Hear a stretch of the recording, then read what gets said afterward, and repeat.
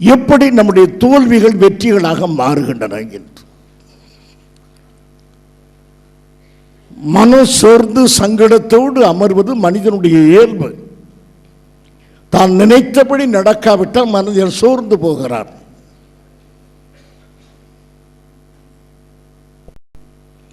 எதிர்பார்த்த ஒரு விளைவு இல்லாவிட்டால் மனிதன் நிலை தடுமாறி போய்விடுகிறான்.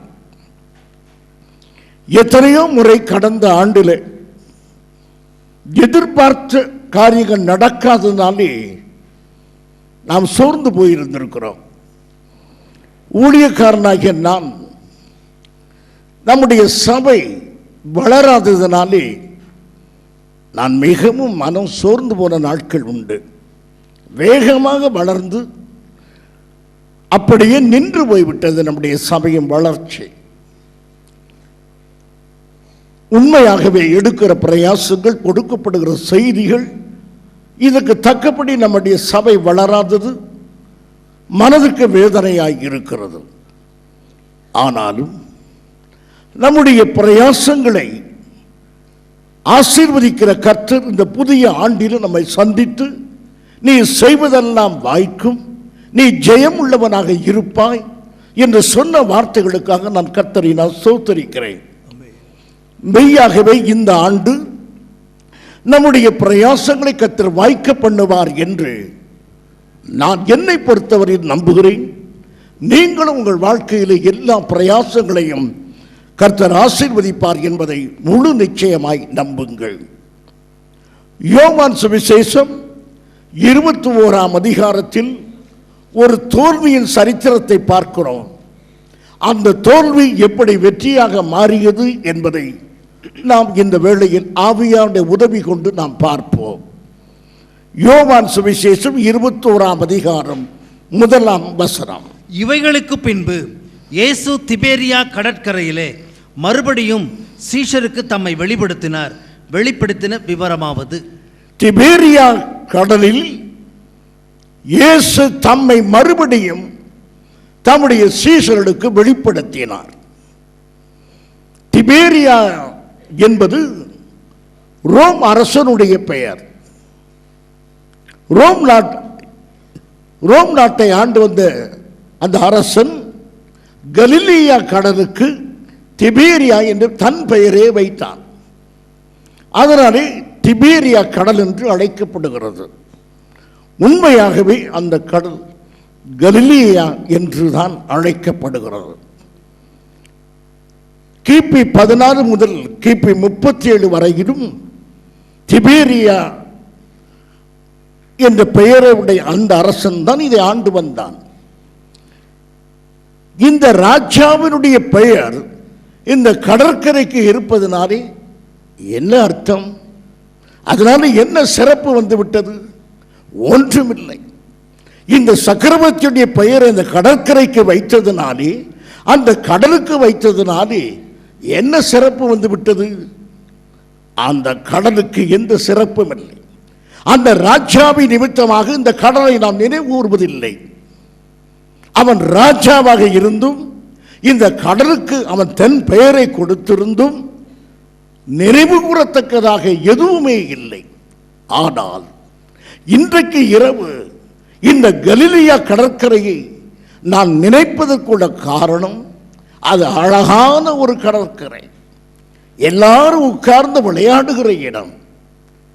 அதனால் அல்ல, அந்த கடற்கரையில் என் இயேசு நின்றார்.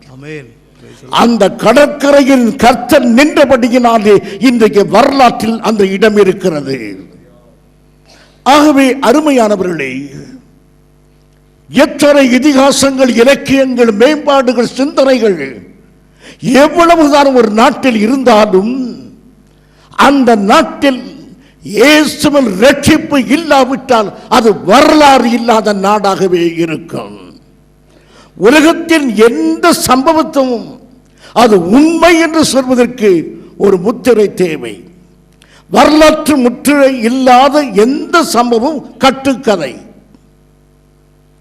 எல்லா சம்பவத்துக்கும் போடப்படுகிற முத்திரை கிறிஸ்துவுக்கு முன்பு, கிறிஸ்துவுக்கு பின்பு.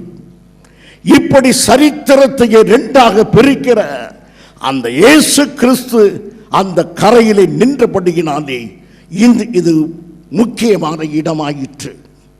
இந்த இடத்துக்கு இயேசு கிறிஸ்து வரும்பொழுது 7 சீஷர்கள் இருக்கிறார்கள். 7 சீஷர்கள் அங்கு கூடி வருத்தமாக இருக்கிறார்கள். இயேசுவை காணவில்லையே, உயிர்த்தெழுந்த அவர் நம்மை மறுபடியும் சந்திக்க வரவில்லையே என அவரை எதிர்பார்த்து தான் இருக்கிறார்கள். கலிலியாவுக்கு போங்கள் என்று கர்த்தர் ஏற்கனவே சொல்லி இருக்கிறார். கடற்கரைக்கு போக சொல்லவில்லை, ஒரு மலைக்கு போக சொன்னார். ஆகவே போக வேண்டிய இடத்துக்கு போகாமல் இந்த கடற்கரையில் உட்கார்ந்து கர்த்தர் தம்மிடத்தில் வருவாரோ என்று எதிர்பார்த்து கொண்டிருக்கிறார்கள் சீஷர்கள். அவர் சொன்ன இடத்துக்கு போகவில்லை, தாங்கள் இருந்த இடத்துக்கு அவர் வர வேண்டும் என்ற வாஞ்சையினாலே அங்கு உட்கார்ந்து இருக்கிறார்கள்.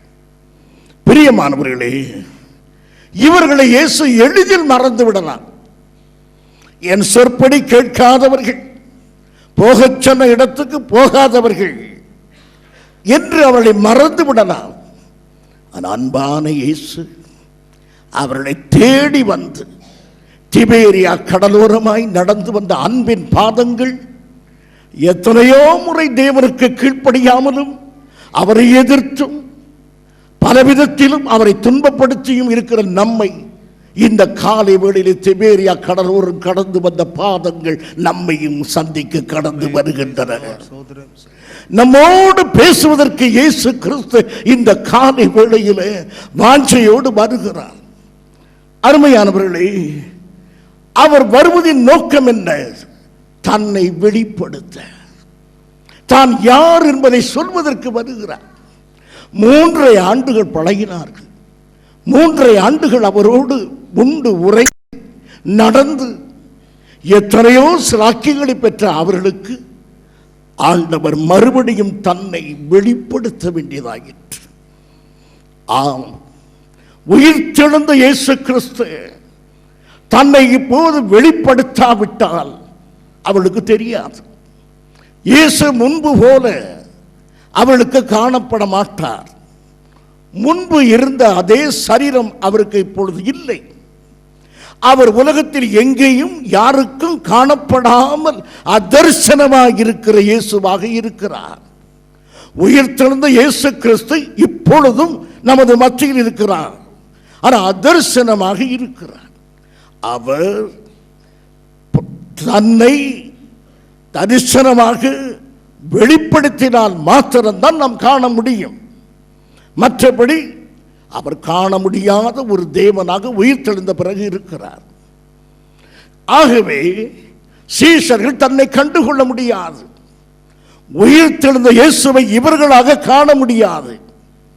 உயிர்த்து எழுவதற்கு முன்பு இயேசுவை தேடி கண்டுபிடித்து விடலாம். மலையிலோ குகையிலோ பள்ளத்தாக்கிலோ கடற்கரையிலோ அவர் சஞ்சரித்துக் கொண்டிருக்கும் போது இயேசுவை கண்டுபிடித்து விடலாம். இப்பொழுது இயேசு தன்னை வெளிப்படுத்தினால் மாத்திரம்தான் அவரால் கண்டுகொள்ள முடியும். ஆகவே கர்த்தர் தன்னை வெளிப்படுத்தும்படியாக அங்கு வந்தார். பிரியமானவர்களே, இயேசுவை நீங்கள் தரிசித்திருக்கிறீர்களா? இயேசு உங்களுக்கு தம்மை வெளிப்படுத்தாவிட்டால் நீங்கள் இயேசுவை காணவே முடியாது. மூளை அறிவினாலோ நம்முடைய பிரயாசத்தினாலோ இயேசுவை காணவே முடியாது. என் அருமையான சகோதரனே, சகோதரியே, நான் என்னை வெற்றி கொள்ளவில்லை. எனக்கு கிடைத்த பெரிய சிலாக்கியத்தினாலே சொல்லுகிறேன். என்னை ஊழியத்துக்கு அழைக்க எந்த போதகரும் என்னை அழைக்கவில்லை. என்னை எந்த சபையும் என்னை அழைக்கவில்லை. யாரும் என்னை ஊழியத்துக்கு வா என்று ஒரு வற்புறுத்தவோ ஆலோசனை சொல்லவோ எதுவும் செய்யவில்லை. என்னை ஊழியத்துக்கு வா என்று அழைத்தது என் கர்த்தராகிய இயேசு கிறிஸ்து. ஆமென். Praise the Lord. 1967 ஆண்டு பிப்ரவரி மாதம் 7ஆம் தேதி என் தேவன் எனக்கு தரிசனமானார். என்னை அழைக்கிறவராக அவர் தம்மை வெளிப்படுத்தினபடியினாலே என் இயேசுவை நான் கண்டேன். கடவுள் இல்லை என்று அறிந்த எனக்கு அவர் தம்மை இரட்சகராக 1966 செப்டம்பர் மாதம் 14ஆம் தேதி எனக்கு வெளிப்பட்டபடியினாலே நான் ரட்சிக்கப்பட்டேன். உங்களை விட நான் சற்று குறைந்தவன். நீங்கள் வேத வாக்கியங்களை படித்து ரட்சிக்கப்பட்டீர்கள். நானும் வேத வாக்கியத்தை படித்து ரட்சிக்கப்படக்கூடிய அந்த விசுவாசம் இல்லாதவனாய் இருந்தபடியினாலே எனக்கு தேவன் தம்மை வெளிப்படுத்திதான் அவரை ஏற்றுக்கொள்ள வேண்டிய அந்த நிலைமையில் தான் நான் இருந்தேன். என் அருமையான சகோதரனே, சகோதரியே, இன்றைக்கு இயேசு எப்படியாவது காட்சி தர வேண்டும் என்பதற்காக நான் அந்த ராத்திரி பிரசங்கம் பண்ணவில்லை. கர்த்தர் உங்களுக்கு வெளிப்பட வேண்டும், ஒரு வெளிப்பாட்டை தர வேண்டும் என்று நான் விரும்புகிறேன். அது எப்படி என்றால், சிமிர்னா என்று ஒரு சபை இருந்தது. சிமிர்னா சபை உபத்திரவங்களும் பாடுகளும் கஷ்டங்களும் அனுபவித்துக் கொண்டே இருந்தது. அங்கு சபை தலைவர்களை கொலை செய்தது. சபை தலைவர்கள் பட்ட பாடு கொஞ்ச நஞ்சம் அல்ல. அவர்களுக்கு இயேசு தம்மை வெளிப்படுத்த சித்தம் கொண்டார். பாடுபடுகிற, துன்பம் அனுபவிக்கிற, கஷ்டப்படுகிற, கண்ணீர் விடுகிற, உபத்திரவப்படுகிற அந்த சபைக்கு எப்படி தன்னை வெளிப்படுத்தினார் தெரியுமா? வெளிப்படுத்தல் 2ஆம் அதிகாரம் 6ஆம் வசனம். சிமிர்னா சபையின் தூதனுக்கு நீ எழுத வேண்டியது என்னவெனில், சிமிர்னா சபைக்கு நீ எழுத வேண்டியது என்னவெனில், முந்தினவரும் பிந்தினவரும் மரித்திருந்து பிழைத்தவருமானவர், மரித்திருந்து பிழைத்தவருமாகிய நான் சொல்லுகிறார். இதுதான் கர்த்தர் வெளிப்படுத்துகிறார். மரித்திருந்து பிழைத்தவருமாகிய நான்.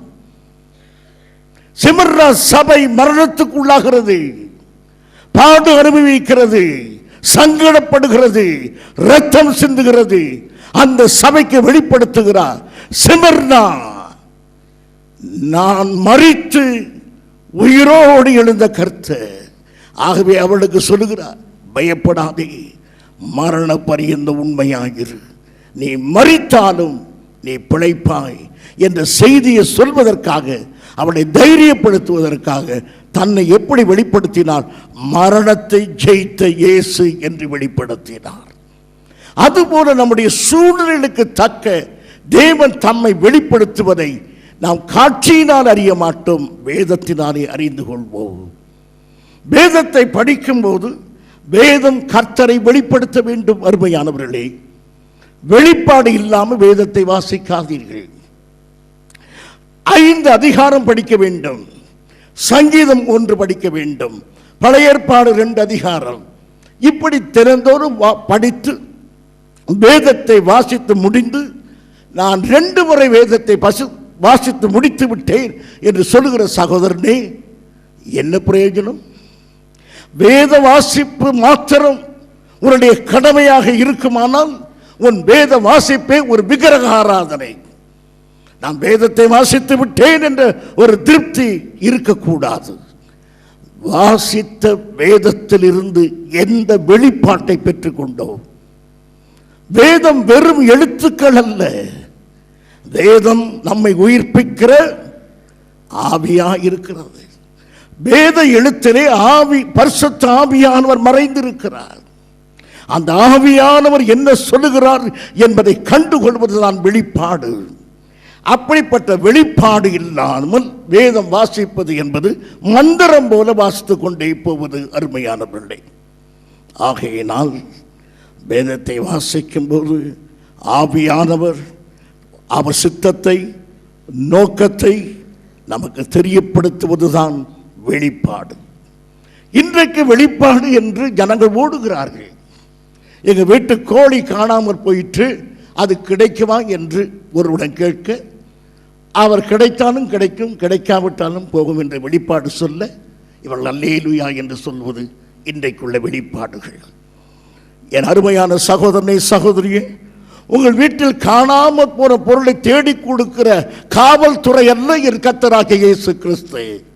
நீ வைத்து விட்டு மறந்து போன சீப்பையோ கண்ணாடியோ எடுத்து தருவதற்கு அல்ல என் கர்த்தராகிய இயேசு கிறிஸ்து.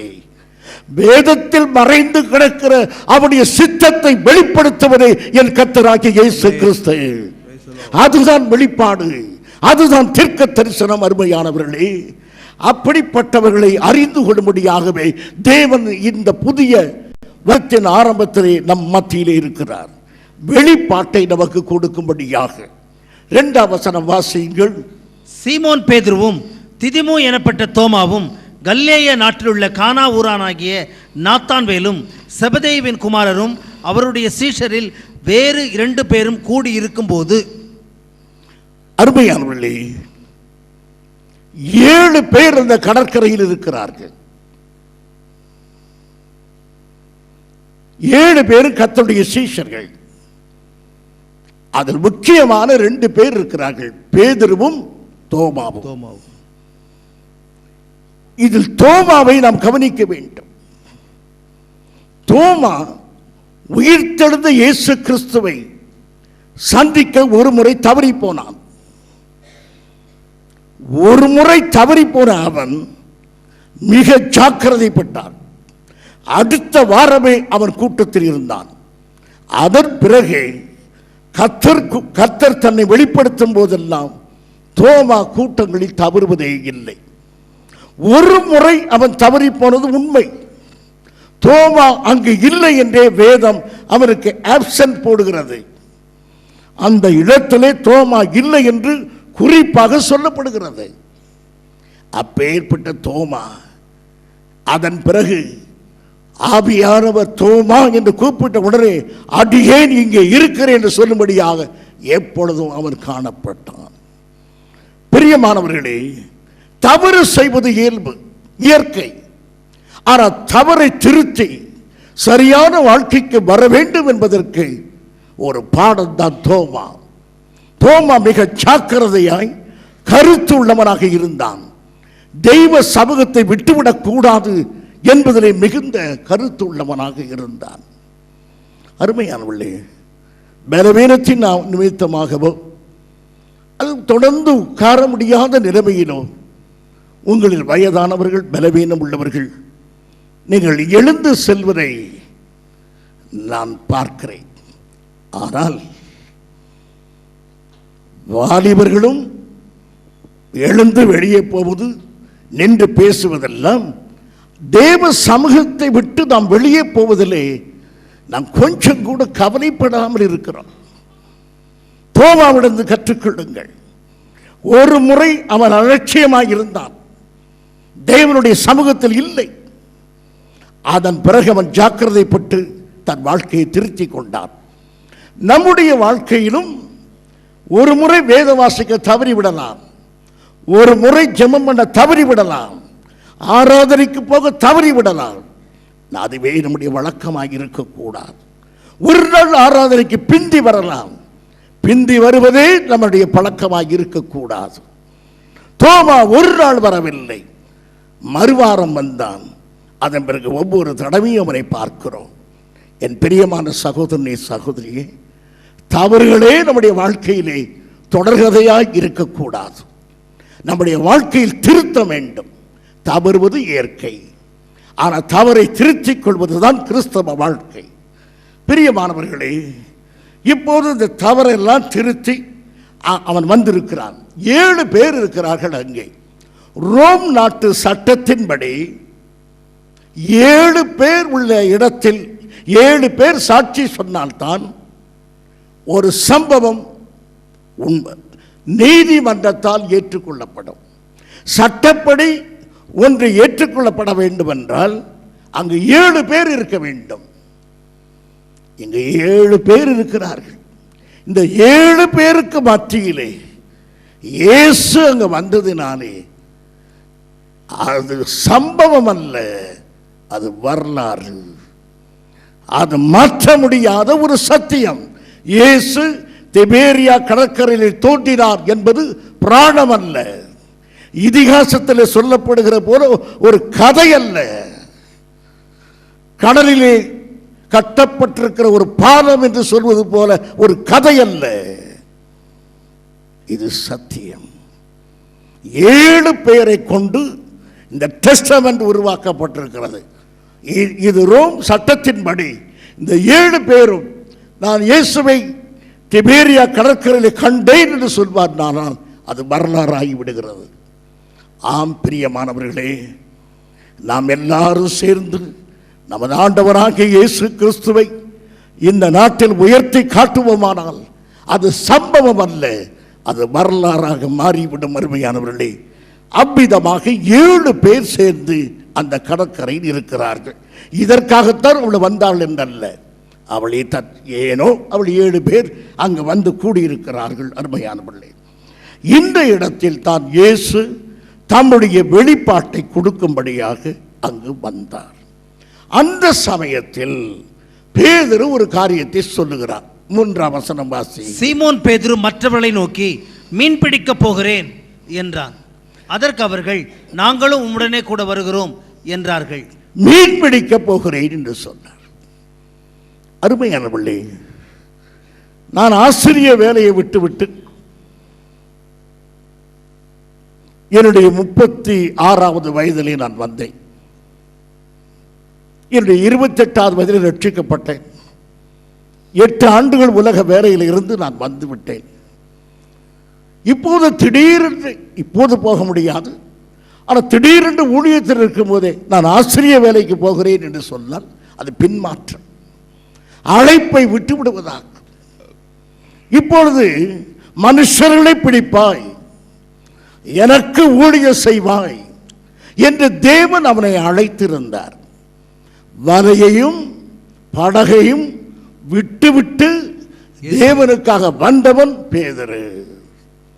அந்த பேதுரு இப்போது சொல்லுகிறார், நான் மீன் பிடிக்க போகிறேன். என்ன நினைக்கிறீர்கள் அருமையானவர்களே? பேதுரு அழைப்பை விட்டுவிட்டார் என்று எண்ணுகிறீர்களா? நான் அப்படி எண்ணவில்லை. பேதுரு அழைப்பை விட்டுவிடவில்லை. ஒரு நல்ல காரியத்தை நான் பார்க்கிறேன். இயேசு வரப்போகிறார், அவருக்காகத்தான் காத்திருக்கிறார். வருகிற வரையிலும் சோம்பேறியாய் இருக்க வேண்டிய அவசியம் என்ன? என்னுடைய சாப்பாட்டிற்கு, என்னுடைய சகோதரனுடைய சாப்பாட்டிற்காக நான் போய் கொஞ்சம் மீன் பிடித்து வரலாமே என்று அவன் நேரத்தை செலவிட்டது தவறல்ல. இயேசு வருவார், இயேசு வருவார் என்று எதிர்பார்க்கிற திருச்சபைகள் சோம்பேறியாக இருக்கக்கூடாது. இயேசு வருவார் என்று கிறிஸ்தவன் சோம்பேறியாக இருக்கக்கூடாது. அவன் நாளைக்கு வருவதாக இருந்தாலும் இன்றைக்கு கடமையை செய்ய வேண்டியவனை கிறிஸ்தவன். ஆகையினால் இயேசு வருவார் என்று கடற்கரையிலே காத்திருந்த அந்த சீஷர்கள், அதில் பிரதானமான பேதுரு வேலை செய்ய தொடங்கினான். வேலை செய்ய மனதில்லாதவன் சாப்பிடவும் கூடாது. கிறிஸ்தவர்கள் மிக உற்சாகமாக இருக்க வேண்டும். ஆகவே இவன் ஒரு கொஞ்ச நேரத்தை வீடாக்காமல் சம்பாதிப்போம் என்று புறப்பட்டு போனது தவறல்ல.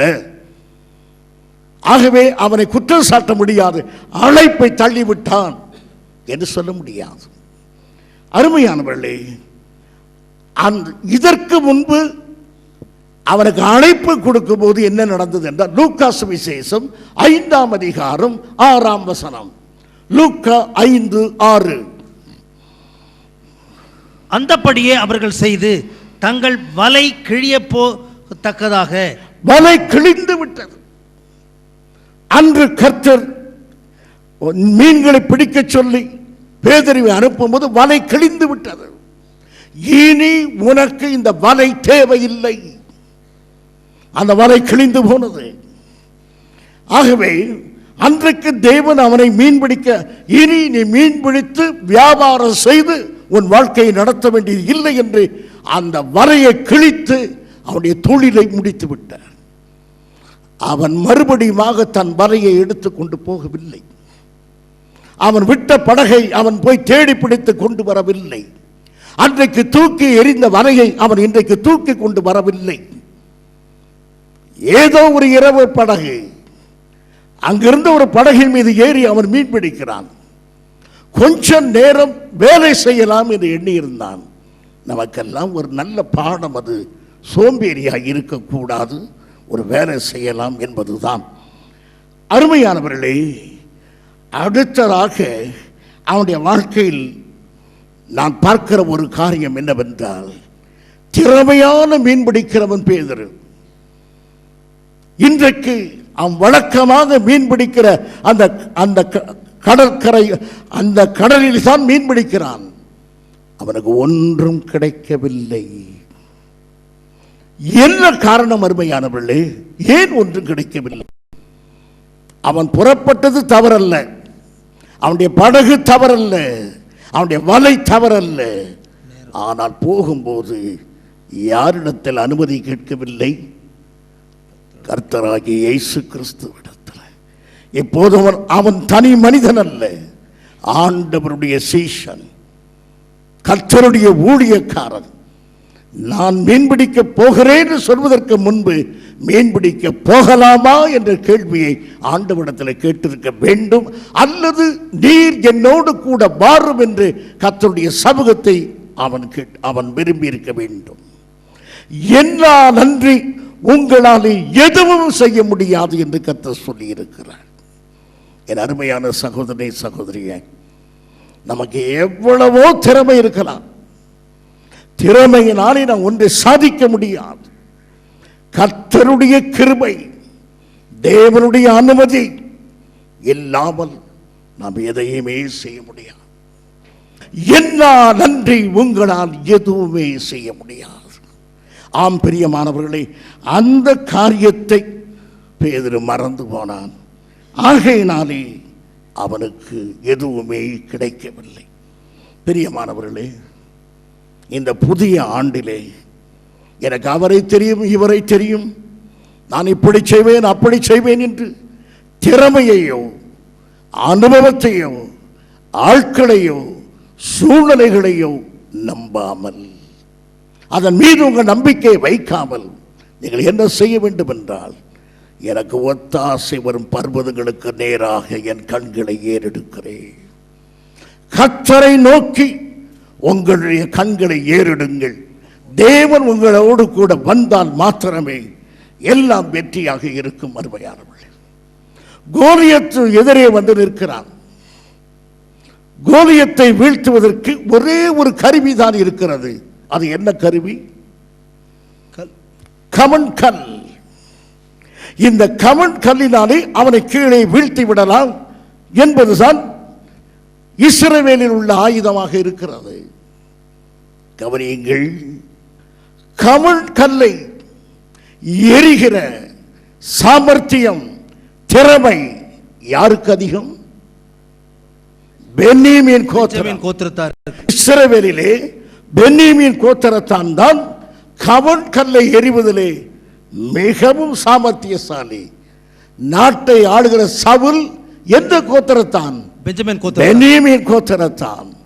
ஆகவே சவுல் தான் கமன் கல்லை எடுத்து எரிந்து யாரையும் வீழ்த்தக்கூடிய அனுபவமும் ஆற்றலும் திறமையும் சக்தியும் உள்ளவன் சவுல். அவனாலே ஒன்று செய்ய முடியவில்லை. யூதா கோத்திரத்து வாலிபனாகிய தாவீது அந்த கமன் கல்லினாலே வீழ்த்தினான். ஏனென்றால் என்னால் அன்றி ஒருவனும் ஒன்று செய்ய முடியாது. ஆகவே அனுபவம் வேலை செய்ய முடியவில்லை. கோத்திரத்தானுக்கு அதை செய்ய முடியவில்லை. ஆனால் தாவீது அதை செய்து முடித்தான். ஏனென்றால் கர்த்தர் அவனோடு கூட இருந்தார். பிரியமானவர்களே, இந்த புதிய ஆண்டிலே உங்களுக்கு அனுபவம் இல்லாத, திறமை இல்லாத, பழக்கம் இல்லாத பல வேலைகளை செய்யும்படியாக தேவன் உங்களுக்கு வழிகளை திறக்கலாம். பயப்படாதீர்கள். எனக்கு திறமை இல்லையே என்று நீங்கள் எண்ணுவது இயற்கை. ஆனால் கர்த்தர் உங்களோடு கூட இருக்கிறபடியினாலே, தேவன் உங்களை பலப்படுத்துகிறபடியினாலே எல்லாவற்றையும் செய்ய கர்த்தர் உங்களுக்கு நிச்சயமாகவே பலன் தருவார். ஆகவே இந்த புதிய ஆண்டிலே நீங்கள் செய்வது வாய்க்கும், கர்த்தர் உங்களோடு கூட இருப்பார். அருமையானவர்களே, 4ஆம் வசனம் இவ்விதமாக, விடியற் காலமான போது இயேசு கரையிலே நின்றார். அவரை இயேசு என்று சீஷர்கள் அறியாதிருந்தார்கள். இயேசு காலையில் கடற்கரையில் இருக்கிறார். காலை நேரம் இயேசு எளிதாக தெரியும், அடையாளம் கண்டுகொள்ள முடியும். ஆனால் அவருடைய கண்களுக்கு தெரியவில்லை. ஏன் கண்களுக்கு தெரியவில்லை என்றால், அவருடைய இருதயமானது இப்போது கவலையினாலும் பாரத்தினாலும் சோர்ந்து போயிருக்கின்றன. பிரியமானவர்களே, வேதத்தை வாசிக்கிறோம், கர்த்தருடைய சத்தம் கேட்கவில்லை. ஜெபம் பண்ணுகிறோம், கர்த்தர் நம்மோடு பேசுகிறார் என்பதை அறிந்து கொள்ள முடியவில்லை. காரணம் என்ன? நம்முடைய இருதயம் ஏற்கனவே லௌகீக கவலையினாலும் பாரத்தினாலும் நிறைந்திருக்கிறபடியினாலே தேவ சத்தத்தை கேட்க முடியவே இல்லை. இங்கு இயேசு கடற்கரையில் இருந்தும் அவருடைய கண்களுக்கு இயேசு தெரியாததுக்கு காரணம், இயேசு மங்கலாக தெரிகிறார் என்றல்ல, இயேசு அந்த வெளிச்சத்திலே சரியாக தெரியவில்லை என்றல்ல, இவருடைய இருதயமானது உலக கவலையினாலே இருக்கிறது. மீன் கிடைக்கவில்லையே, ஐயோ இவ்வளவு பிரயாசப்பட்டும் அது கிடைக்காமல் போய்விட்டதே, என்னுடைய மீன் பிடிக்கிற என் திறமை என்னை விட்டு போய்விட்டதே, இதுதான் அவருடைய கவலை. என் அருமையான சகோதரனே, சகோதரிய, கவலையோடு பாரத்தோடு வேதனையோடு சங்கடத்தோடு இருக்கும்போது தெய்வ சித்தம் விளங்காது. கர்த்தருடைய குரல் நம்முடைய காதிலே விழாது. இவள் கரையிலே இயேசு நின்றும் அதை புரிந்து கொள்ள முடியாத நிலைமை என்னவென்றால், அவருடைய இருதயம் லௌகீக கவலையினால் இருக்கிறது. பிரியமானவர்களே, கவலைப்படுவது மனிதனுடைய சுவாபம் என்று சொல்லாதீர்கள். தேவனது பிள்ளைகள் கவலைப்படக்கூடாது என்றுதான் வேதம் சொல்லுகிறது. ஒரு மனதிலே ஒரு எண்ணம் பாரம் பெறுவது இயற்கை. ஆனால் அதிலேயே நீங்கள் மூழ்கி போய் விடாதீர்கள். ஐயோ இப்படி நடந்து விட்டது, ஐயோ இப்படி போய்விட்டது என்று அதையே எண்ணி எண்ணி கலங்கி தவித்து காலமெல்லாம் அந்த எண்ணத்திலே இருப்பீர்கள். ஆனால் வேதம் விளங்காது, ஆராதனை புரியாது, பிரசங்கம் விளங்காது, எல்லாமே நமக்கு வெறுப்பாக போய்விடும். ஆகவே நீங்கள் முதலாவது இந்த லௌகீக கவலையிலிருந்து இருதயத்தை நீங்கள் விடுதலையாக்க வேண்டும். இங்கு இவர்கள் கவலையோடு இருந்தபடியினாலே அவர்களால் இயேசுவை புரிந்து கொள்ள முடியாமல் இருக்கிறது. அருமையானவர்களே, மகதலேனா மரியாள் இயேசு கிறிஸ்துவை தோட்டக்காரன் என்று எண்ணினாள். ஏனென்றால் மனதிலே மிகுந்த கவலை, கவலையும் கண்ணீர் நிறைந்த அவளுக்கு இயேசு தெளிவாக தெரியவில்லை. இன்றைக்கு நீங்களும் கவலையினால் நிறைந்திருந்தால் இயேசு உங்களுக்கு தெரியாது. இயேசு உங்களுக்கு தோட்டக்காரனாக இராது, விரோதியாகவே தெரியும். என்னை இப்படி சோதிக்கிறாரே, என்னை கர்த்தர் இப்படி துன்பப்படுத்துகிறாரே என்று நமக்கு விரோதியாக கூட கர்த்தர் தெரியும். காரணம் நம்முடைய இருதயம் பாரப்படுவதனாலே. பிரியமானவர்களே, இப்போது அவர்களுக்கு ஏமாற்றத்தினுடைய நிலை, சங்கடமான ஒரு நேரத்தில் அவள் இருக்கிறார். இனி என்ன செய்வது? இனி பசியில் இந்த கடற்கரையில் உட்கார்ந்திருப்போம், எப்போது அவர் வருவாரோ? பிரயாசப்பட்டும் நமக்கு ஒன்றும் கிடைக்கவில்லையே, இனி என்ன செய்யலாம் என்று எதிர்காலத்தை குறித்த கவலை நிகழ்காலத்தில் அவரை சந்திக்கிற கர்த்தரை அறிந்து கொள்ள முடியாமல் போயிற்று. என் பிரியமான சகோதரனே, சகோதரியே, உங்களுக்கு ஒரு உதாரணம் சொல்லுகிறேன். நீங்கள் சற்று விழிப்போடு கேளுங்கள். ஆப்பிரிக்காவினுடைய தென்கோடி பகுதி பயங்கரமான புயல் வீசுகிற இடம். அந்த இடத்தை கடப்பது என்பது கஷ்டமானது. ஆகவே அந்த முனைக்கு என்ன பெயர் வைத்தார்கள்? புயல் முனை என்று பெயர். அந்த இடத்தை எளிதாக கடக்க முடியாது. boisterous sea, turbulent waves, பயங்கரமான அலைகள், கொந்தளிக்கும் கடல், அதை தாண்டி வர முடியாது. ஆகவே அதற்கு என்ன பெயர் வைத்தார்கள்? புயல் முனை என்று பெயர். ஆனால் வாஸ்கோ ட காமா அதை தாண்டி வந்த பிறகு அந்த புயல் முனைக்கு என்ன பெயர்? நம்பிக்கை முனை. நம்பிக்கை முனை, நல் நம்பிக்கையின் முனை. அதுபோல பிரச்சனைகள் எல்லாம் புயல் முனைகள். மரணம் புயல் முனை, வியாதி புயல் முனை. ஆனால் ஆண்டவராகிய இயேசு கிறிஸ்துவை சந்தித்த மனிதன் யாவருக்கும் வாஸ்கோ ட காமா அதை கடந்த பிறகு எப்படி நல் நம்பிக்கையின் முனையாக மாறி போறதோ, அப்படியே இயேசுவை சந்தித்த மனிதனுக்கு எல்லாமே நல் நம்பிக்கை முனையாக மாறிவிடும். எந்த கொந்தளிக்கும் கடலையும் நாம் கடந்து வரலாம் அருமையானவர்களே. எந்த பிரச்சனையிலும் நாம் எளிதாக கடந்து வரும்படி அது நம்பிக்கையின் முனையாகவே நமக்கு மாற்றப்படுகின்றன. இதைத்தான் அறியாதபடி அவள் இருக்கிறார்கள். 5ஆம் வசனத்தை வாசியுங்கள் அருமையானவர்களே. இயேசு அவர்களை நோக்கி, பிள்ளைகளே, புசிக்கிறதற்கு ஏதாகிலும் உங்களிடத்தில் உண்டா என்றார். அதற்கு அவர்கள், அருமையானவர்களே, இது கொஞ்சம் அவளை கேலி பண்ண மாதிரி இருக்கு இல்லையா? தோற்று போன ஒரு பையன்ட்டு போய், தம்பி ஃபர்ஸ்ட் கிளாஸில் பாஸ் பண்ணிட்டியா அப்படின்னு கேட்டால் எப்படி இருக்கும்? கிண்டலாக பண்ணுகிறீர்கள் என்று அவருடைய மனம் இங்கு எல்லாமே இழந்து இனி என்ன செய்யலாம்னு கரையில் இருக்கும்போது திடீரென்று வந்து, பிள்ளைகளே, புசிக்கிறதற்கு ஏதாகிலும் உங்களிடத்தில் உண்டா, ஏதாவது உண்டா என்று. அருமையானவர்களே, அங்க வந்து என்ன கேட்டிருக்கணும்? கீழ்ப்படியாதவர்களே, என்னை அழைக்காதவர்களே என்றெல்லாம் சொல்லியிருக்கலாம். அப்படியெல்லாம் ஆண்டவர் அழைக்கவில்லை. என்ன சொல்லுகிறார்? பிள்ளைகளே. பிள்ளைகளே என்ற வார்த்தைக்கு அர்த்தம் வாலிபர்களே அல்லது சார், ஐயான்னு கூப்பிடுகிறார். பிள்ளைகள் என்ன அது சின்ன பிள்ளைன்னு கூப்பிடலை, அவள் பிள்ளைகள் அல்ல. எபிரேய வார்த்தையின்படி அதனுடைய அர்த்தம் சார், ஐயான்னு கூப்பிட, மரியாதையாக கூப்பிடுகிறார். யாரை பார்த்து? இந்த சொல்லாமல் வந்ததே இவங்களை பார்த்து. இப்போ தகப்பன் கீழ்ப்படியாத மகனை பார்த்து, மகன் பிந்தி ஊரை சுற்றிட்டு வருகிறான்னு வைத்துக்கொள்வோம். அவனை பையனை பார்த்து அப்பா கேட்குறார், சார் எங்கே போயிட்டு வரீங்க அப்படின்னு. அது கேலி பண்ணுகிறார் தகப்பன். அவர் சார்னு கூப்பிடலை, பரிகாசம் பண்ணுகிறார்.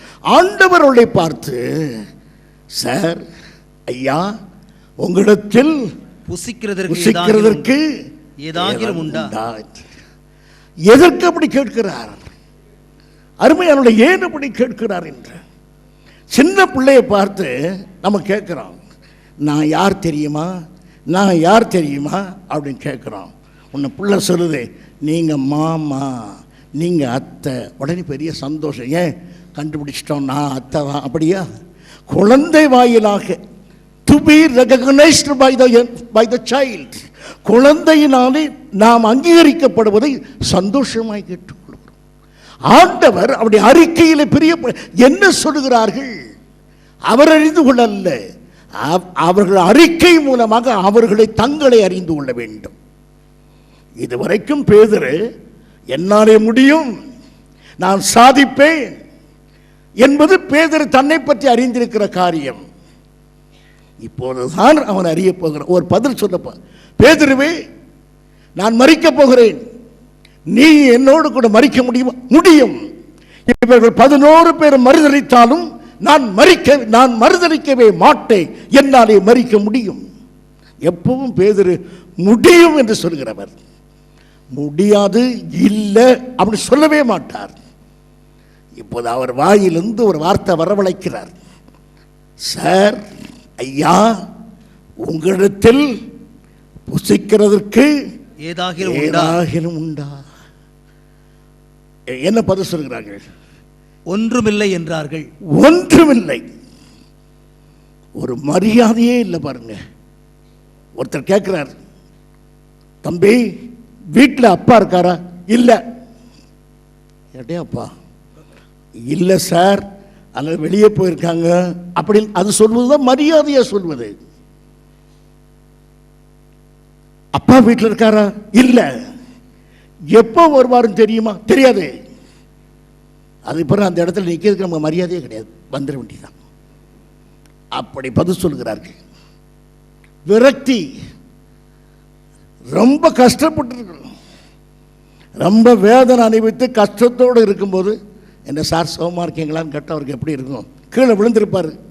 சார் சௌக்கியமா அப்படின்னு கேட்டால் எப்படி இருக்கும்? ஒன்றும் கிடைக்காம வேதனையோடு வெறுமையோடு அங்கே நின்றுட்டு இருக்கும்போது ஆண்டவர் கேட்குறாரு, புசிக்கிறதுக்கு ஏதாவது வைத்திருக்கிறீர்களா? ஏன்னா ஹோட்டல்லையே உட்காந்துருக்காரு, அவர் கடலில் இருக்கார். அந்த மீனை பிடிச்சி சாப்பிட முடியுமா? அந்த உயிருள்ள மீனையோ அந்த பச்சை மீனையோ சாப்பிட முடியுமா? ஆண்டவர் கேட்கிறார், சாப்பிடுவதற்கு ஏதாவது பிடித்தீர்களா? உடனே என்ன சொல்கிறார்கள்? இல்லை. இம்பலைட் ரிப்ளை, ஒரு மரியாதையான பதில் கூட இல்லாத போயிட்டு. அருமையானவர்களே, இப்படிப்பட்ட விரக்தியில் ஏன் அப்படி சொன்னார்கள்? ஆண்டவரிடத்தில் அவ்வளவு வெடுக்கென்று ஒரு பதிலை ஏன் சொன்னார்கள்? அவ்வளவு விரக்தி வாழ்க்கையில். ஆண்டவர் அதையும் பொருள்படுத்தவில்லை. அருமையானவர்களே, இப்படி தன்னிடத்தில் ஒரு மரியாதை இல்லாமலேயே ஒரு பதிலை சொல்லும்போது கூட ஆண்டவர் அவளை பார்த்து சொல்லுகிறார். 6ஆம் வசனம் வாசியுங்கள். அப்பொழுது அவர், நீங்கள் படகுக்கு வலதுபுறமாக வலையை போடுங்கள், அப்பொழுது உங்களுக்கு அகப்படும் என்றார். வலது பக்கமாக வலையை போடுங்கள் என்றார். அருமையானவர்களே, இப்போது ஆண்டவர் சொல்லுகிறது, திபேரியா கடலை விட்டு வேறு கடலுக்கு போங்கள். இந்த கடலிலே உங்களுக்கு மீன் கிடைக்காது, நீங்கள் வேறு கடற்கரைக்கு வாருங்கள், அங்கு மீன் கிடைக்கும் என்றல்ல, இதே கடற்கரையில் நீங்கள் நான் சொல்லுகிற இடத்தில் நீங்கள் போடுங்கள், உங்களுக்கு அகப்படும். பிரியமானவர்களே, உங்களுக்கு ஆண்டவர் சொல்லுகிறார், நீங்கள் பிரயாசப்பட்டீர்கள், ஜெபம் பண்ணினீர்கள், தேடினீர்கள், உங்களுக்கு கிடைக்கவில்லை. இப்போது ஆண்டவர் சொல்லுகிறார், என் சித்தத்தின்படி, என் ஆலோசனையின்படி நீங்கள் செய்யுங்கள், அது உங்களுக்கு வாய்க்கும். நீங்கள் செய்வதெல்லாம் வாய்க்க வேண்டும் என்றால் முதலாவது தேட வேண்டியது வேலை அல்ல, என் சித்தத்தை, என் வழியை, என் நேரத்தை, என் ஆலோசனையை தேடுங்கள். அதுதான் வலது பக்கம். God's way is the right way. கர்த்தருடைய வழியே வலது பக்க வழி. ஆங்கிலத்தில் God's way is the right way. ஆகவே தேவனுடைய ஆலோசனைப்படியான வழிதான் வலது பக்க வழியாக இருக்கிறது. அருமையானவர்களே, இந்தியாவிலே வலது பக்கம் என்பது எப்போதும் ஆசீர்வாதமான ஒரு காரியம். வீட்டுக்குள் பெண் வரும்போதே என்ன சொல்வார்கள்? வலது கால வை, வலது காலை எடுத்து வை அப்படின்னு. எல்லாரும் வலது காலை எடுத்து வச்ச அந்த ஆளு தான். அதனால் என்ன ஆசீர்வாதம் வந்து விட்டது? வலது காலை எடுத்து வைத்து வந்ததுனால. இடது காலை வைத்து வந்ததுனால என்ன நஷ்டம் வரப்போகுது? ஏதாவது ஒரு காலை உள்ளே வச்சு வர வேண்டியது தானே. அருமையானவர்களே, ஆனால் சம்பிரதாயம் சொல்கிறது வலது பக்கம் என்பது எப்போதும் ஆசீர்வாதம் என்று சொல்லுகிறார். நம்முடைய யூத மதமும் அப்படித்தான் சொல்லுகிறது. லூக்கா சுவிசேஷம் 1ஆம் அதிகாரம் 11ஆம் வசனம் வாசியுங்கள். லூக்கா 1ஆம் அதிகாரம் 11ஆம் வசனம். அப்பொழுது கர்த்தருடைய தூதன் ஒருவன் தூப பீடத்தின் வலது பக்கத்தில் நின்று அவனுக்கு தரிசனமானான். சகரியாவுக்கு பதில் வருவது வலது பக்கத்தில் உள்ள தூதன். வலது பக்கம் என்பது கிருபையை காட்டுகிறது, வலது பக்கம் தேவ சித்தத்தை காட்டுகிறது. மற்றபடி இடது வலது என்று அல்ல. இடது வலது என்று வேதம் போதிக்கிறது இல்லை. வேதத்திலே வலது என்று சொல்லப்படுது தேவ சித்தம், தேவ கிருபை, தேவ நோக்கம், தேவ ஆலோசனை. இதைத்தான் வலது என்று சொல்கிறது. அருமையான பிள்ளை, ஆகவே இப்போது வலது பக்கமாக வலையை போடுங்கள் என்று சொல்லும்போது என்னிடத்தில் ஜெபம் பண்ணி பிரயாசப்படுங்கள், நான் சொல்லுகிறபடி நீங்கள் செய்யுங்கள், அப்போது அவைகள் உங்களுக்கு வாய்க்கும் என்று கர்த்தர் சொல்லுகிறார். அருமையானவர்களே, நான் ஆண்டவரிடத்தில் அதிகமான ஆசீர்வாதத்தை பெற்று நான் வளர்ந்தவன். ஆண்டவருடைய சொல்லை கேட்கும்போது நாம் ஒரு நாளும் நாம் தோற்று போக மாட்டோம். ஆகவே வலது பக்கம் தேவனது சித்தத்தின்படி, அவருடைய ஆலோசனையின்படி, அவருடைய நடத்தின்படி நாம் இருப்போமானால் எந்த சூழ்நிலையிலும் கர்த்தர் நமக்கு இரக்கம் பாராட்டி நமக்கு செய்ய வல்லமை உள்ளவராக இருக்கிறார். அருமையானவர்களே, ஆகவே இந்த காலை வேளையிலே அருமையானவர்களே, இந்த புதிய ஆண்டிலே நான் உங்களுக்கு மிக ஆழமான செய்தியை தராதபடி காலை வேளையாக இருப்பது இரவு வேளையாக இருக்கிறபடியினாலே முந்தைய பிரசங்கத்தை போல் இல்லாதபடி நான் எளிதாகவே உங்கள் மத்தியிலே பேசிக்கொண்டு போகிறேன். ஒரே ஒரு காரியத்துக்காக, நீங்கள் தெய்வ சித்தத்தை அறிந்து அவருடைய வழி அவரை பின்பற்றி இருப்பீர்களானால் எல்லா தோல்விகளும் உங்களுக்கு வெற்றியாக மாற்றப்படும் என்பதையே உங்களை வலியுறுத்தி வருகிறேன் அருமையான. இப்போது பாருங்கள், ஆண்டவர் அவளுக்கு சொன்னார், வலது பக்கமாக போடுங்கள். அவர் சொல்லிவிட்டு என்ன சொல்லுகிறார்? ஒரு அகப்படும் என்று சொல், நிச்சயமாக உங்களுக்கு கிடைக்கும். தேவன் ஒன்றை செய்யும் போது வெற்றியையும் நமக்கு சொல்லித்தான் சொல்லுகிறார். நான் சொன்னபடி செய்யுங்கள், ஒருவேளை நடக்கும் என்று ஆண்டவர் சொல்லவில்லையே, நிச்சயமாகவே அகப்படும் என்று சொல்லியிருக்கிறார். ஆகவே பிரியமானவர்களே, குடும்பத்தில் பிரச்சனையோடு இந்த ராத்திரி வந்திருப்பீர்கள். இந்த இரவு நீங்கள் வீட்டுக்கு போன உடனே ஜெபம் பண்ண முடியாது, களைத்து இருப்பீர்கள். ஆனால் உங்களுக்கு சொல்லுகிறேன், நீங்கள் இந்த பிரச்சனையை வைத்து 1ஆம் தேதி ஒரு சமயம் எடுத்து தெய்வ சமூகத்தில் கேளுங்கள். என் ஆண்டவரே, இந்த காரியத்தில் நாங்கள் தோற்று போயிருக்கிறோம், இந்த பிரயாசத்திலே நாங்கள் வெறுமையாக இருக்கிறோம், நீர் எங்களுக்கு உதவி செய்ய வேண்டும் என்று கேளுங்கள். கர்த்தர் உங்களுக்கு ஒரு யோசனையை வெளிப்படுத்துவார், அதன்படி செய்யுங்கள். திரளாக நீங்கள் ஆசீர்வதிக்கப்படுவீர்கள். உங்கள் தோல்விகள் வெற்றிகளாக மாற்றப்படும். உங்களுக்கு கிடைக்காத அநேக சாக்கியங்களை கர்த்தர் கிடைக்க பண்ணுவார் புதிய ஆண்டிலே. அவ்விதமாக கர்த்தர் நிச்சயமாகவே உங்களை உயர்த்துவார். நீங்களோ தெய்வ சித்தமாகிய வலது பக்கத்தை அறிந்து கொள்ளுங்கள். என்ன செய்ய வேண்டும் என்று கேளுங்கள். 7ஆம் வசனம் வாசியுங்கள். 7. ஆதலால் இயேசுவுக்கு அன்பாயிருந்த சீஷன் பேதுருவை நோக்கி பார்த்து, அவர் கர்த்தர் என்றான். அவர் கர்த்தர் என்று சீமோன் பேதுரு கேட்டவுடனே தான் வஸ்திரம் இல்லாதவனாய் இருந்தபடினால் தன் மேற்சட்டையை கட்டிக்கொண்டு கடலிலே குதித்தான். அருமையானவர்களே, அவ்வளவு 7 பேர் இருக்கிறார்கள். வலையை போட்டு இப்போது இழுக்க முடியாதபடி ஏராளமான மீன்கள் கிடைத்தன. இந்த ஏராளமான மீன்களை கிடைத்ததும், இது நல்ல மீன், இது அந்த மீன், இந்த மீன் என்று பேசவில்லை. உடனே யோவான் என்ன சொல்கிறான்? அவர் கர்த்தர். தேவன் மீது அன்பாய் இருந்த அவருடைய மனக்கண்கள் பிரகாசிக்கின்றன. பிரியமானவர்களே, இந்த புதிய ஆண்டிலே எனக்கு இவையெல்லாம் வாய்த்தது என்று நீங்கள் கடைசி நாளிலே சாட்சி சொல்வீர்களா? அதாவது இந்த ஆண்டு முடிந்து டிசம்பர் மாதம் 31ஆம் தேதி எனக்கு இன்னென்ன காரியங்கள் வாய்த்தது, என் கர்த்தர் இவைகளெல்லாம் எனக்கு ஜெயம் கொடுத்தார், இவ்விதமாக எல்லாம் நான் வெற்றி பெற்றேன் என்று நீங்கள் சாட்சி சொல்வதற்கு ஒரு பட்டியலை உங்கள் மனதிலே வைத்திருக்கிறீர்களா? என் அருமையான சகோதரனே, சகோதரி, அந்த பட்டியல் அல்ல. என் ஆண்டவர் எனக்கு வெற்றி வாய்ப்பை தருகிறார், என் கர்த்தர் என் பிரயாசங்களை ஆசீர்வதிக்கிறார் என்று அவரையே நான் மேன்மைப்படுத்துவேனே தவிர என் வெற்றியே அல்ல, என் சாக்கியங்கள் அல்ல. மீன் கிடைத்தவுடனே அவன் சொல்லுகிற வார்த்தை அவர் கர்த்தர், அவர் இயேசு என்று சொன்ன. பிரியமானவர்களே, இந்த 2008ஆம் ஆண்டு நீங்கள் சாட்சி சொல்லும் போதெல்லாம் உங்களுக்கு சுகம் கிடைத்தால் கிடைத்த சுகத்தையே பெருமைப்படுத்தாதீர்கள், சுகம் கொடுத்த கர்த்தரை பிரகடனப்படுத்துங்கள். ஆண்டவரையே நீங்கள் மேன்மையாக எண்ணுங்கள், அவரை குறித்து நீங்கள் பேசுங்கள். அதுதான் தேவனுடைய நோக்கமாக இருக்கிறது நம்முடைய வாழ்க்கையிலே. அப்படி செய்வீர்கள் அருமையானவர்களே. நீங்கள் தேவனையே நீங்கள் எப்போதும் உயர்த்துங்கள் அருமையானவர்களே. அன்றைக்கு மீன் கிடைத்த உடனேயே பேதுரு சொல்லுகிறான், இதற்கு முன்பும் தோல்வியை வெற்றியாக மாற்றினார், ஏராளமான மீன்கள் கிடைத்தன. அன்றைக்கு அவன் சொல்லுகிறான், பாவியான மனுஷன் நான். பேதுரு சொல்லுகிறான், நான் பாவியான மனுஷன், என்னை விட்டு அகன்று போகும் என்று சொன்னான்.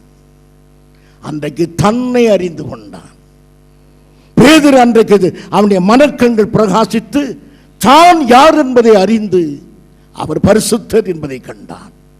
இன்றைக்கு யோவான் அவர் இயேசு என்பதை அறிவிக்கின்றார்.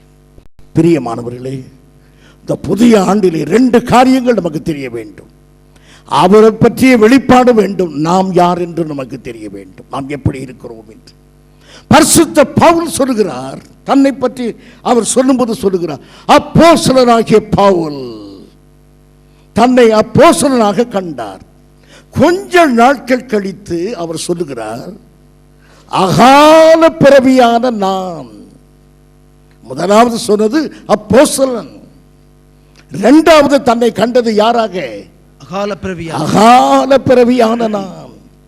இன்னும் கொஞ்ச நாட்கள் கழித்து சொல்லுகிறார், பாவிகளில் பிரதானமான பாவி நான். நம்மை அறிந்து கொள்வது தாழ்மையாகவே இருக்க வேண்டும். அவரை நாம் மேன்மைப்படுத்திக் கொண்டே போகவும், அவர் பெருக வேண்டும், நான் சிறுக வேண்டும். இதுதான் மனக்கண்களின் பிரகாசம். கர்த்தரை உயர்த்துகிற அவன் தன்னை இவ்வளவாக தாழ்த்தினது போல இந்த ஆண்டிலே அருமையானவர்களை நம்மை தாழ்த்தி நமது தேவனுடைய நாமத்தை நாம் உயர்த்துவோமானால் எல்லாவற்றையும் கர்த்தர் வாய்க்க பண்ணுவார் நம்முடைய வாழ்க்கையில். அவ்விதமாக அவர் கர்த்தர் என்ற வெளிப்பாட்டை யோவான் கொண்டு வந்தான். அடுத்ததாக நாம் இது 7ஆம் வசனத்தின் பிற்பகுதியை வாசியுங்கள். அவர் கர்த்தர் என்று சீமோன் பேதுரு கேட்டவுடனே தான் வஸ்திரம் இல்லாதவனாய் இருந்தபடினால் தன் மேற்சட்டையை கட்டிக்கொண்டு கடலிலே குதித்தான். பிரியமானவர்களே, இதிலே விளங்கிக் கொள்வதற்கு நிறைய சத்தியங்கள் இல்லை.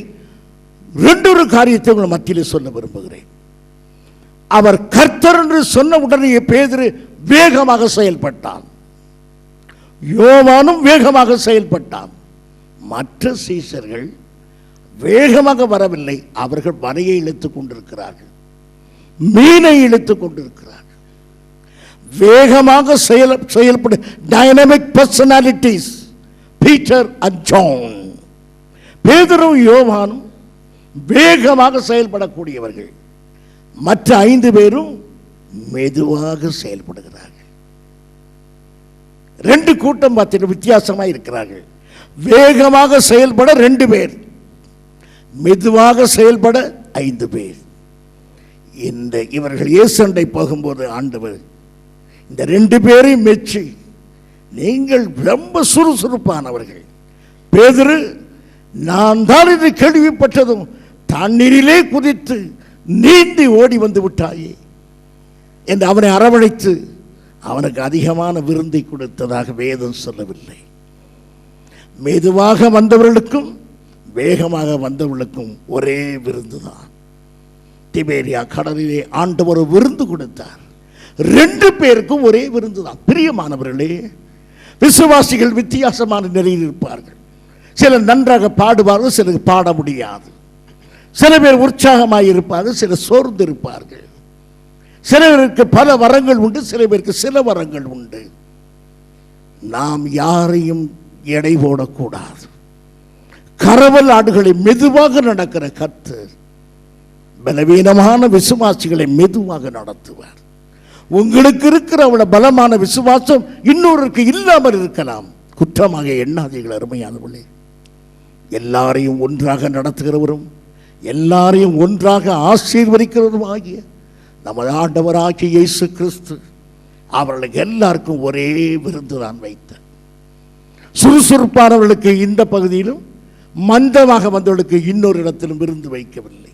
ஒரே விருந்திலே பங்கடைபடி செய்தார். ஆகவே எல்லா கிறிஸ்தவர்களுக்கும் எல்லா விசுவாசிகளுக்கும் பரலோக ராஜ்யம் ஒன்றுதான் அருமையானவர்களே. ஆகவே மெதுவாக இருப்பவர்களை அற்பமாக எண்ணி விடாதீர்கள். விசுவாசத்தில் பலவீனம் உள்ளவர்களை சேர்த்துக்கொள்ள ஐயப்படாதீர்கள். அவளை அற்பமாக நீங்கள் எண்ணி விடாதீர்கள் அருமையானவர்களே. இப்போது கடற்கரைக்கு வந்து விட்டார்கள். இப்போது நாம் பார்க்க போகிறோம், அந்த விருந்தை பார்க்கிறோம். 9வது வசனம். அவர்கள் கரையிலே வந்து இறங்கின போது, இப்போது 7 சீஷர்களும் கரைக்கு வந்து விட்டார்கள். அவள் கரையில் வந்து இறங்கின உடனே ஒரு காட்சி, என் வாசியுங்கள். கரி நெருப்பு போடப்பட்டிருக்கிறதையும் அதன் மேல் மீன் வைக்கப்பட்டிருக்கிறதையும் அப்பத்தையும் கண்டார்கள். நன்றாக இதை கவனியுங்கள் அருமையானவர்களே. கரையிலே அவர்கள் கடலிலே போய் இவ்வளவு நேரம் பிரயாசப்பட்டது எதற்காக? மீன் பிடிக்க, மீனுக்காக. ஆனால் கடற்கரையிலே இப்போது என்ன வைக்கப்பட்டிருக்கிறது? பொரித்த மீன், மீனும் அப்பமும். அவளுக்கு ஒரு பாடம். நான் கரையிலே இவைகளை வைத்து காத்திருக்கும் போது நீங்கள் ஆழ்கடலுக்கு போனது என்ன? நான் உங்களை சந்தித்து இவைகளை கொடுக்க கடற்கரையிலே காத்திருக்கும் போது நீங்கள் உங்களை நம்பி இந்த ஆழ்கடலுக்கு ஏன் போனீர்கள்? அருமையான, நினைக்கிறதற்கும் வேண்டிக் கொள்வதற்கும் மேலாக கர்த்தர் கிரியை செய்கிறவர். அந்த சீசரனை பொறுத்த மட்டிலும் பாடுபட்டுத்தான் சாப்பிட வேண்டும் என்று அல்ல, அவளுக்கு வேறு அழைப்பு. கர்த்தரே அவரை போஷிக்கிறார். ஆனாலும் அவருடைய தோல்வியை கர்த்தர் வெற்றியாக மாற்றியது நமக்கு ஒரு பாடம். அந்த திபேரியா கடலிலே அந்த வெறுமையான வலையை ஆசீர்வாதமான வலையை மாற்றின தேவன் நம்முடைய வாழ்க்கையும் வெறுமையான வாழ்க்கையை ஆசீர்வாதமாக மாற்றுவார். அதோடு கூட நாம் எதை தேடி அங்கு போறோமோ அது கரையிலே காத்திருக்க கர்த்தர் பண்ணுவார். என் பிரியமான சகோதரனே, இந்த புதிய ஆண்டிலே இந்த விருந்து கடற்கரையில் இருப்பது போல உங்கள் வாழ்க்கையில் ஒரு விருந்து ஆயத்தமாக இருக்கிறது. அந்த விருந்துக்கு என்ன பெயர்? நீ நினைக்கிறதற்கும் வேண்டிக் கொள்வதற்கும் மேலான விருந்து. இந்த விருந்தை வைப்பு. அவன் அப்பத்தை நினைக்கவே இல்லை, மீனை நினைத்தான். ஆனால் அவன் கடற்கரையிலே பிடிக்கிற ஒரு மீனை எதிர்பார்த்தான். அந்த சமைத்து வைக்கப்பட்ட மீன் அவனுக்கு ஆயத்தமாக இருந்தது. அப்பம் அவன் நினைவிலே இல்லை, அந்த அப்பத்தையும் கர்த்தர் வைத்தார். ஆகவே இந்த காலை வேளையிலே நீங்கள் விசுவாசியுங்கள், எனக்கு என் ஆண்டவர் நினைக்கிறதற்கும் வேண்டிக் கொள்வதற்கும் மேலாக ஒரு விருந்தை ஆயத்தம் பண்ணி வைத்திருக்கிறார் என்று. இப்போது கடற்கரையை நாம் பார்ப்போம். பேதுரு உற்று பார்க்கிறார், கரி நெருப்பு போட்டிருக்கிறது. ஆண்டவர் அங்கு நின்று சொல்லுகிற போஜனம் பண்ணுங்கள். பேதுருடைய இருதயம் உடைந்து நொறுங்குகிறது. அவனுடைய சிந்தனைகள் பின்னாலே செல்கின்றன. அந்த கரி நெருப்பை பார்க்கிறான். அரண்மனை முற்றத்தில் கரி நெருப்பு போட்டு அவர்கள் குளிர் காய்ந்து கொண்டிருக்கும் பொழுது அவள் அருகே உட்கார்ந்து முடிவை பார்க்க பேதுரு இருந்தான். ஒரு நாள் இதுபோல கரி நெருப்பு போடப்பட்டிருந்தது. நான் குளிர் காய்வதற்கு அங்கு போய் உட்கார்ந்தேன். நீயும் அந்த மனுஷனோடு இருந்து நீ கலிலேயன். இல்லை இல்லை, அவரை எனக்கு தெரியாது. பேதுரு கலங்குகிறான். அந்த கரி நெருப்பு அவனோடு பேசியிருக்கும்.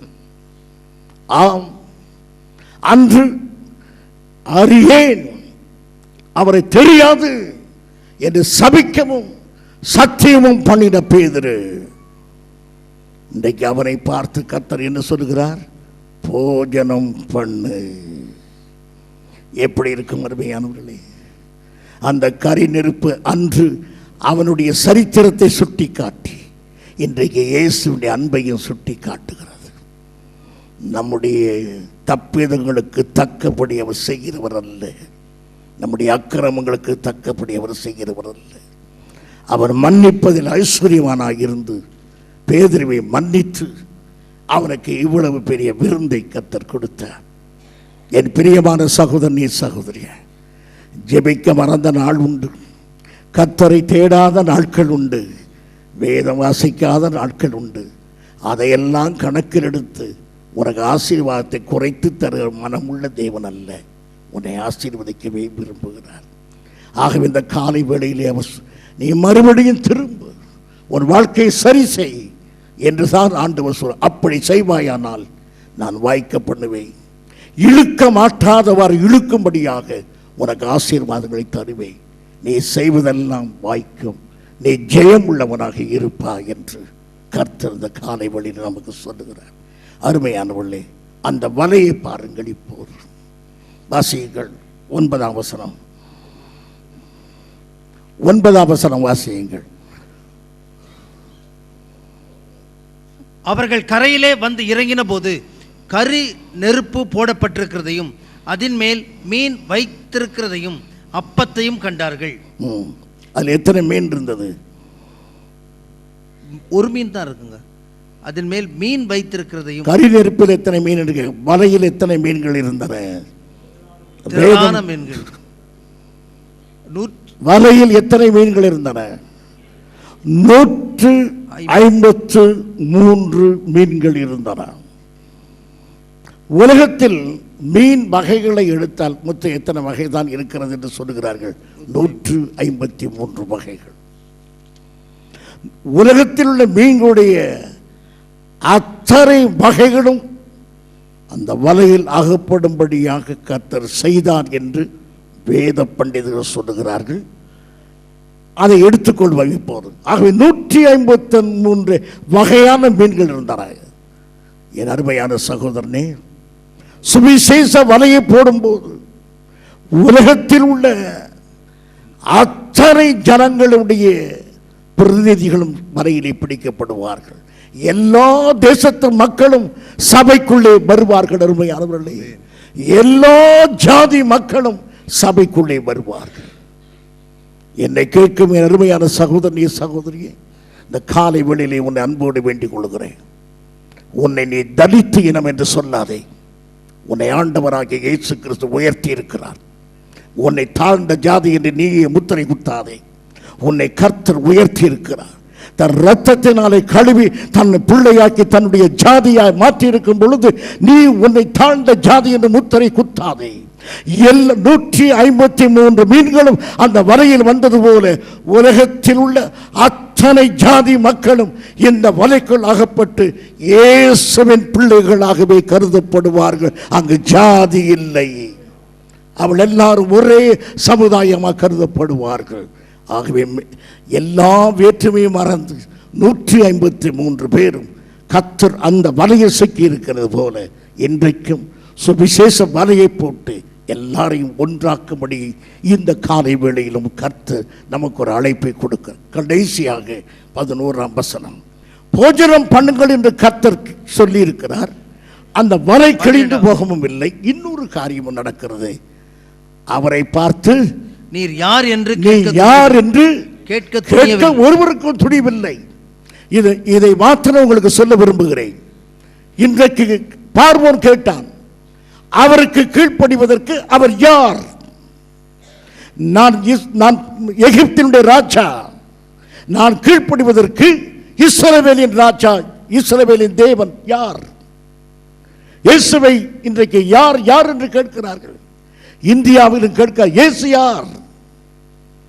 அவருக்கு இந்தியாவில் என்ன வேலை? இந்த தேசத்துக்கும் அவருக்கு என்ன தொடர்பு?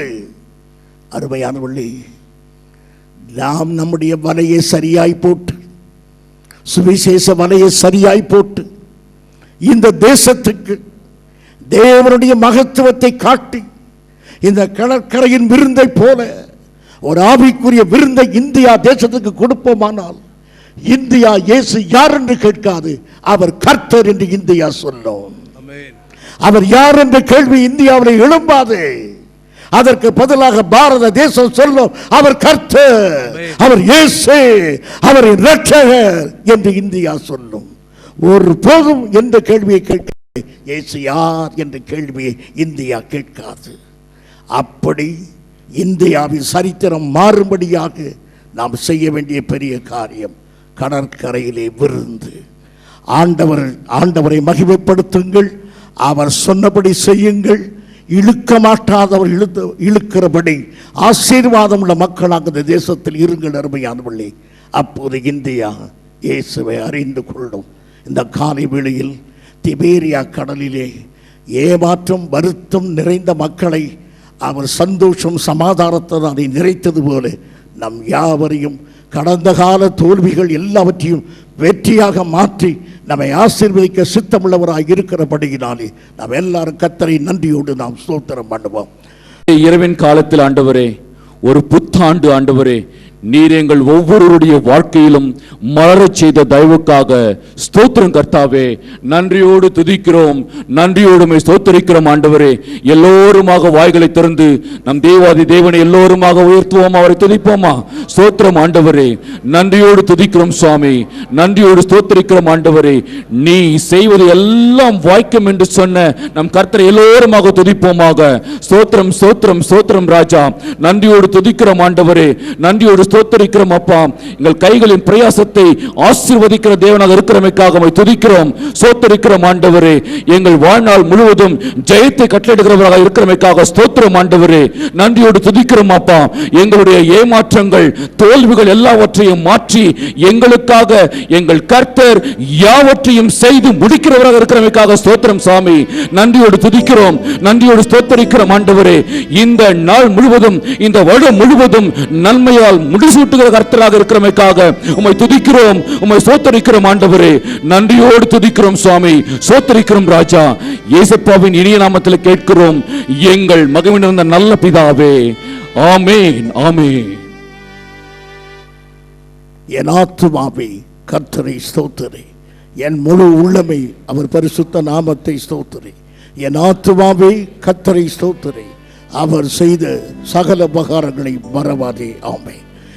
நம்முடைய கர்த்தராகிய இயேசு கிறிஸ்துவின் கிருபையும் பிதாவாகிய தேவனுடைய அன்பும் பரிசுத்த ஆவியாருடைய ஐக்கியமும் நம் அனைவரோடு கூட என்றும் இருப்பதாக. ஆமென், ஆமென்.